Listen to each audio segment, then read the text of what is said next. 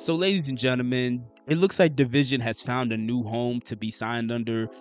Dvsn, now for you guys that don't know, they are a dope R&B group out of Toronto. It's made up of two people. One is a singer named Daniel Dali, I believe is how you pronounce his last name, and then the producer, 1985.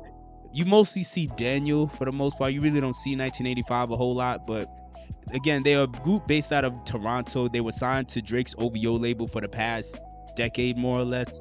They've had a lot of dope material that they've released over the years, songs like Hallucinations, as well as If I Get Caught, and Mood, and other songs like that. They have a tight knit community fan base. They have a fan base, like they have a relatively large fan base, but they've never truly gone mainstream like that. And clearly they seem as though they're looking for a little bit more, or just a different direction, because they're no longer on OVO. I don't know if there was a falling out or not. It seems like they left on decent enough terms because they haven't crashed out on social media like most people do in this day and age. But now that they are free agents, they have actually chosen to sign with Jermaine Duupri's So Def slash HYBE label. I don't know if it's HYBE or HYBE, but either way, Jermaine Duupri announced it on his Instagram story and on Twitter. Now, for the people that don't know, Jermaine Duupri has worked with them in the past, producing some songs with them, and clearly he really likes the sound. He really believes in what they're doing. Like, his exact words in his story was, after working with Dvsn on their last album, going to their shows, seeing how much their fans love them, and then when I heard that they had just become free agents, I had to sign them and make Dvsn my first signing at So Def HYBE. So I'm interested to see what new music they put out in the near future. And also I'm interested to see if Jermaine Duupri could help them get to the next level. But this is also a scenario where you always gotta wonder, is it worth it to sign to artist-led labels? Because Drake's OVO label has never really helped anybody go truly mainstream like that. And that doesn't necessarily mean that these artists are failures, and it doesn't necessarily mean that even the OVO label is a failure. It doesn't necessarily mean that, but at the same time, we've seen many examples over the years of different artist-led labels that haven't really worked out. Not to say they haven't had hits here and there, but it always feels like they didn't reach their full potential. You do have some examples of artist-led labels that do very well, like the run that MMG went on in the early 2010s was very solid.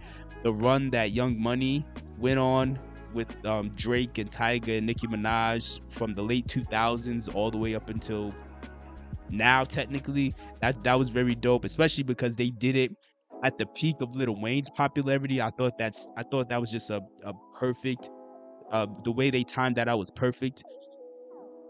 You know, you have and then Jay-Z's Rockefeller record label had some success, but outside of that, you know, you also have a lot of scenarios where you look at some other artist labels and it feels like they haven't truly worked out.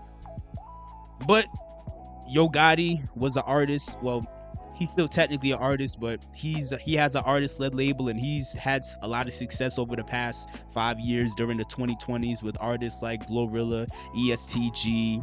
I believe 42 Doug was signed there as well. So it's not that you can never sign to an artist-led label. I just don't think it's really the best idea for most people, especially if the artist is the type of artist who is fully consumed with trying to make sure they stay on top no matter what. They're probably not going to have a whole lot of time and energy or even willingness to try to help you surpass them. But sometimes artists can like kind of toe that line, walk that thin line between trying to keep themselves relevant, but at the same time help and elevate that artist to another level. You think of, again, Yo Gotti. Even though Yo Gotti, I feel like Yo Gotti's kind of taking more of a back seat willingly because he's more focused on trying to be an executive. But again, Rick Ross in the early 2010s with MMG, I think was probably the best example of what people want artist-led labels to be. But you know, most of the time that's not really the case. However, I do think that if I have my own independent label, obviously, I don't plan on signing people. It's literally just paperwork that I filled out that I put out legally to just to handle myself, obviously. Also, make sure you guys like and subscribe. My name is Mfasis. I'm an artist, and I make music, and I also make podcasts. But at the same time, I don't even know if I would want to sign artists. Like, I thought about it myself, like, man, maybe one day if I build up, I could do this roster. But then it, even beyond just me, I start thinking about, well, what if the artists themselves are the problem, right? We see these artist-led labels and we assume that it's always the artist's ego that's ruining everything. But what if that's not really the case? You look at 50 Cent's G-Unit label. Like 50 Cent and his G-Unit label during the 2000s, there was some talent there, obviously. You had The Game, you had Young Buck, you had Lloyd Banks. But and it's not to say those dudes didn't work hard, but clearly from 50's perspective, he felt like they, specifically Lloyd Banks and Tony Yayo, he felt like they weren't going as hard as he would have liked because they were so used to him doing everything and being the head dog and doing what he got to do, and they weren't really used to being the ones to try to take over. And that's what he wanted them to do. He wanted them to take over because he, from a very early point, he wanted to transition to being more of like an executive and like an actor and things of that nature. The Game and Young Buck had a solid work ethic, but obviously they fell out and, you know, they weren't on G-Unit long term. 50, of course, wanted Lloyd Banks and Tony Yayo to have that same drive. And again, Lloyd Banks has put out a lot of material. It's not that these guys are truly lazy per se, but still, whatever the case may be, it did not work out.